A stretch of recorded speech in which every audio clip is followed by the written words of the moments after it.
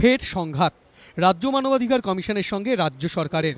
এবার হুগলির উত্তরপাড়া হোম থেকে 11 জন আবাসিক নিখোঁজের ঘটনায় স্বতঃপ্রণোদিত হয়ে মামলা শুরু করল কমিশন।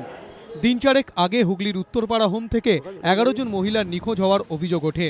ঘটনার পরেই নারী কল্যাণ মন্ত্রী সাবিত্রী মিত্র দাবি করেন নিখোঁজ নয়, হোম থেকে পালিয়েছেন ওই মহিলারা। এরপর সেই ঘটনায় স্বতঃপ্রণোদিত হয়ে মামলা শুরু করল রাজ্য মানবাধিকার কমিশন। কমিশনের চেয়ারম্যান সুপ্রিম কোর্টের অবসরপ্রাপ্ত বিচারপতি অশোক কুমার গঙ্গোপাধ্যায় জানিয়েছেন, রাজ্য নারী ও শিশু উন্নয়ন দফতরের সচিবকে 3 সপ্তাহের মধ্যে রিপোর্ট জমা দিতে হবে। হোম থেকে কি করে 11 জন আবাসিক নিখোঁজ হলেন তার ব্যাখ্যাও দিতে হবে। এমনকি 2005 সালে হাইকোর্টের নির্দেশিকা আদৌ ওই হোমে মানা হয়েছিল কিনা তাও খতিয়ে দেখে রিপোর্ট জমা দিতে বলেছেন কমিশনের চেয়ারম্যান।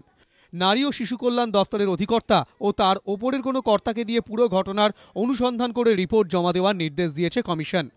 কার্টুন কাণ্ডে রাজ্য সরকারের বিরুদ্ধে জরিমানা সুপারিশ করেছিল মানবাধিকার কমিশন। সংঘাতের সেখান থেকে শুরু।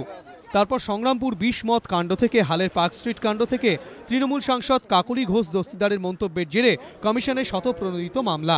সেই সংঘাত আরও বাড়িয়ে উত্তরপাড়ার হোম থেকে আবাসিক নিখোঁজ কাণ্ডে কমিশন রাজ্য সরকারকে আবারও চাপে ফেলল বলেই মনে করছে রাজনৈতিক মহল। রাজস্বী দত্তগুপ্ত, এবিপি আনন্দ, কলকাতা।